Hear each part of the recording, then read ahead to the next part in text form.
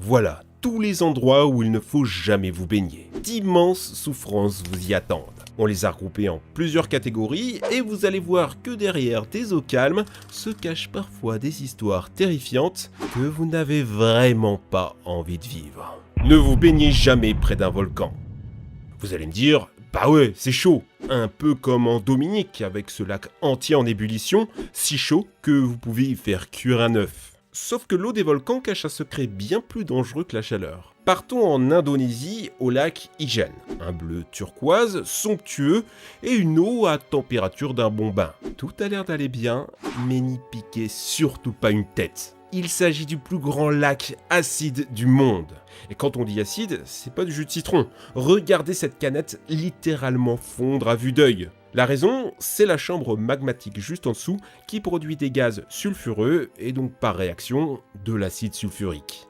Devinez quoi, un mec a tenté de faire du bateau gonflable dessus. Tranquillou bilou, évidemment, ça tourne mal, l'acide rentre dans son bateau, ses jambes sont brûlées et il rentre tout penaud, pas fier de sa bêtise. Dites-vous quand même qu'un homme a réussi à survivre à un plongeon. Ça s'est passé en juin 2020, Ahmad Arifin et son ami sont deux mineurs de soufre. Ils travaillent dans des conditions terribles, au milieu des vapeurs brûlantes et toxiques, pour extraire cet or jaune fluo qui se forme autour du lac. Malheureusement, le long d'une falaise, son ami tombe.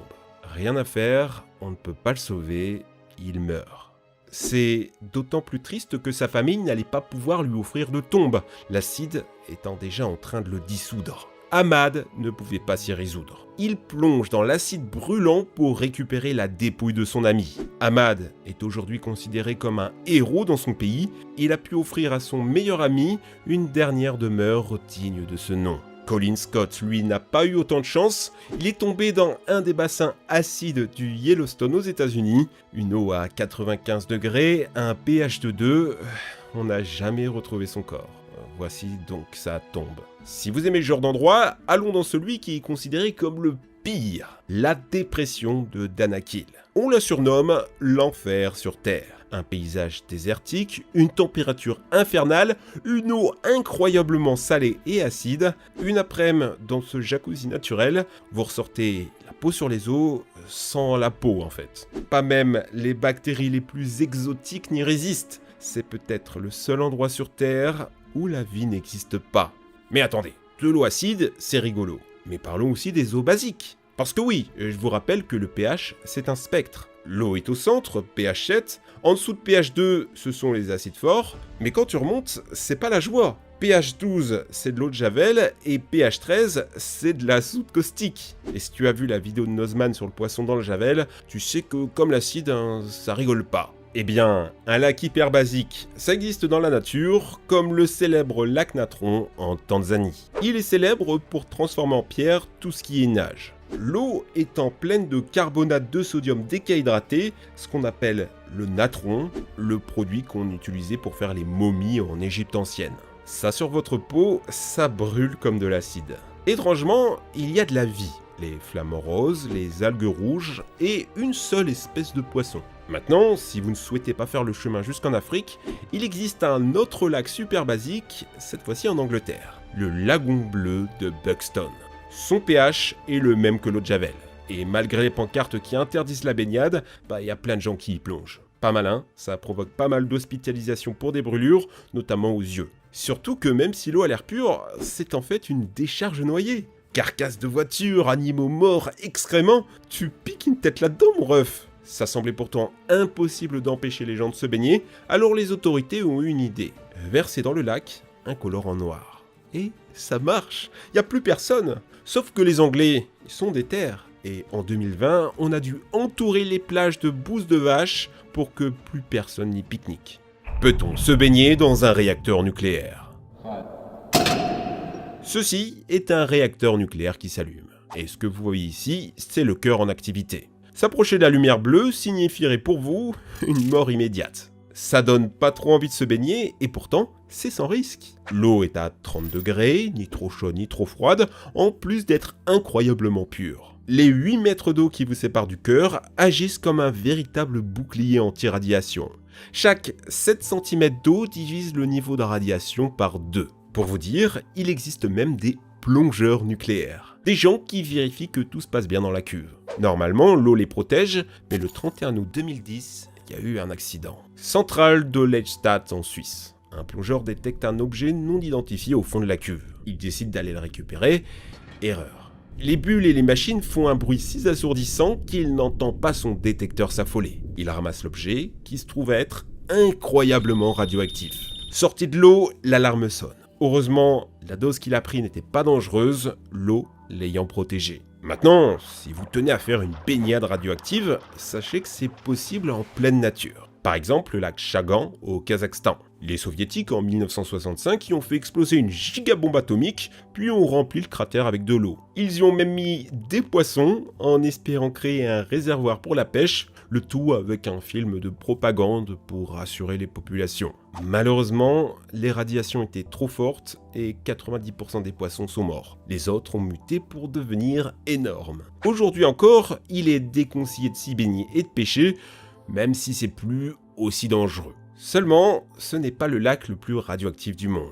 Celui dont je vais vous parler a été asséché et cimenté, mais à une époque, s'y baigner c'était la mort assurée. Union soviétique, 1951. À l'époque, les déchets nucléaires, on s'en débarrassait dans la nature. Notamment dans un petit cours d'eau, le lac Karachay, devenu réservoir d'eau V9. Seulement, les locaux continuaient à y boire, à y pêcher, parce que le gouvernement ne disait rien pour garder secrètes les installations nucléaires à proximité. Au fil du temps, le lac a accumulé tellement de déchets toxiques que ses eaux émettaient 120 millions de curies, soit plus du double de ce qui avait été enregistré suite à la catastrophe de Tchernobyl. Se tenir à côté du lac pendant 1 heure, c'était la mort assurée. Et devinez quoi ? Le lac s'est asséché. Et lors d'une tempête, les sédiments se sont envolés à travers toute la Russie, contaminant 1 demi-million de personnes. Voilà pourquoi depuis 2015, tout est bétonné.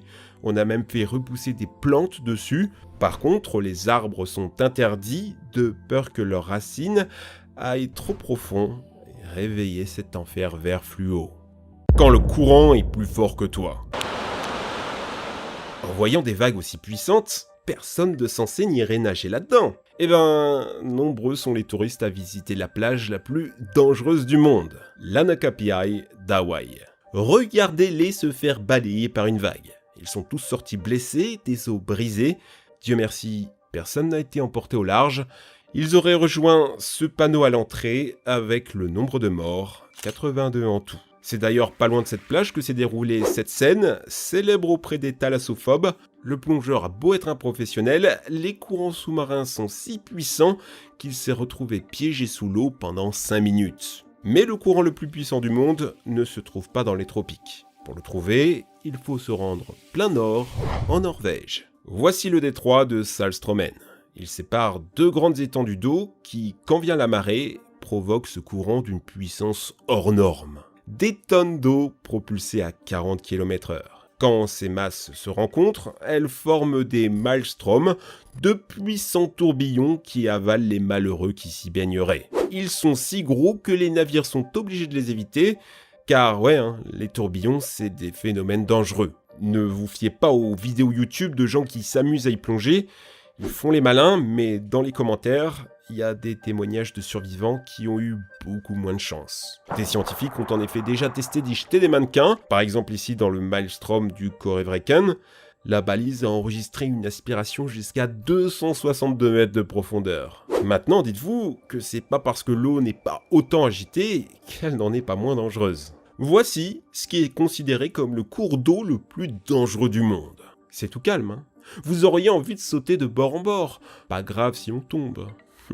Tomber dans le Strid est 100% fatal. Depuis le Moyen-Âge, cet endroit est connu pour avaler les enfants. Récemment, un homme a essayé de sauver sa femme qui est tombée, il est mort aussi. La cause, c'est un puissant courant sous-marin qui t'aspire sous l'eau, avec au fond des grottes et des rochers pointus. À la sortie, les corps retrouvés étaient en charpie. Donc méfiez-vous de l'eau qui dort. C'est lac au gaz mortel. Vous avez forcément déjà vu ces vidéos de mecs qui foutent le feu à de la glace. En réalité, ce sont des bulles de méthane qui remontent à la surface, car oui, l'eau ça fait des gaz. Et vous baigner dans une eau saine peut finir par vous étouffer. C'est le cas du lac d'Orshow en Californie. C'est beau, c'est bucolique, mais un tremblement de terre en 1989 a ouvert une faille dans un réservoir de gaz souterrain. Depuis, le lac rejette tous les jours jusqu'à 150 tonnes de CO2 et de sulfure d'hydrogène toxique. Regardez ces arbres morts. Ça se voit qu'il y a un danger. Il y a même des panneaux. Pourtant, des touristes continuent de camper dans la région et nombreux sont ceux qui finissent asphyxiés. Et encore, ça c'est les lacs gentils. En Afrique, les dégazages sont beaucoup plus puissants. En 1986, au Cameroun, 1700 personnes sont mystérieusement mortes dans leur sommeil. Le coupable a fini par être trouvé, le lac Nyos. Au fond de celui-ci, il y a une véritable mer de CO2 et de soufre. On suspecte qu'un glissement de terrain dans l'eau a secoué le fond et fait remonter 1200 mètres cubes de gaz.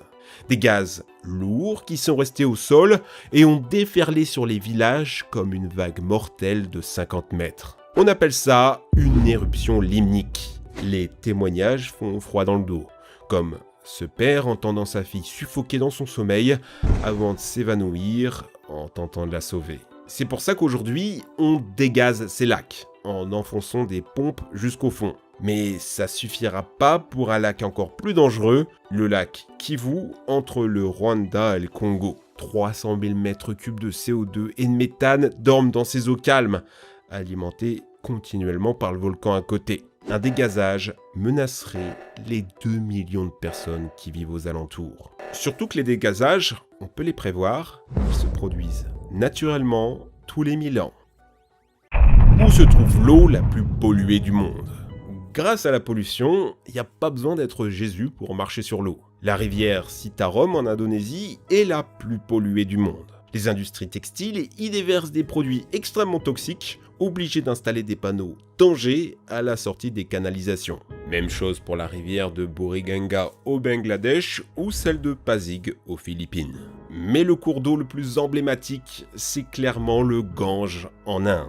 Les égouts de la ville y sont à ciel ouvert. La concentration en bactéries fécales coliformes est 100 fois supérieure aux limites légales. On y jette les cadavres et on y baptise les nouveau-nés. Ouais, c'est là-dedans que les enfants se baignent. Pas étonnant qu'un tiers des morts en Inde soient causés par le Gange. Et pourtant, ce n'est même pas les eaux polluées les plus dangereuses pour votre santé. Les pires se trouvant en amont des mines de métaux précieux, car pour leur extraction, on a souvent besoin d'acide, de mercure et d'arsenic. La ville de Germana en Roumanie s'est ainsi retrouvée ensevelie par des boues toxiques. Un cas plus extrême, c'est le Berkeley Pit aux États-Unis. C'est une ancienne mine de cuivre abandonnée, elle s'est remplie d'eau et tous les déchets toxiques entreposés s'y sont dissous.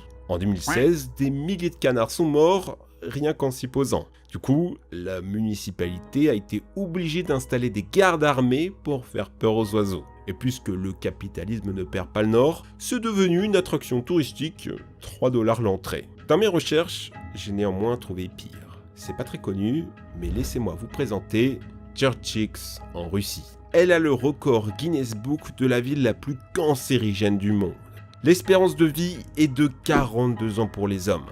La raison, c'est les usines d'armes chimiques qui se trouvent dans la ville. Gaz sarin, gaz moutarde, cyanure, arsenic, léwisite, hypérite, c'est la totale. Tout ça dans la nature. Certains polluants y sont 17 millions de fois plus concentrés que la limite sanitaire. C'est d'ailleurs dans cette ville qu'on a vu apparaître des chiens bleus. C'est pas une blague.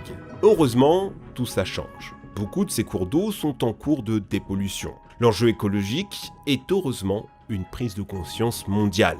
Même les eaux de la Seine à Paris se réouvrent petit à petit à la baignade, mais combien de temps faudra-t-il pour qu'on puisse se baigner partout comme autrefois ? Dans cette vidéo, je n'ai pas parlé des eaux infestées de requins, de méduses, de piranhas ou de crocodiles. Parce qu'il y en a beaucoup trop et que normalement, vous savez que si personne se baigne à un endroit, c'est qu'il faut pas trop y aller. Enfin, tu vas me dire, il y a un monteur de la chaîne, ou la carte, le gars s'est baigné dans une rivière alors qu'il y avait des crocodiles sur la berge d'à côté. Mais YOLO la vie, ça va, c'est sans danger. Oh la carte, comment on aurait fait pour monter la vidéo sans toi ? Moi je suis quelqu'un, j'adore le risque. Bon, les gars, dites-moi, Si je vous donne 10 000 €, dans quel cours d'eau dont on a parlé vous oseriez vous baigner? Plutôt lac acide ou rivière nucléaire? Dites-moi ça en commentaire. Merci d'avoir suivi la vidéo, pensez à vous abonner. Allez les amis, ciao!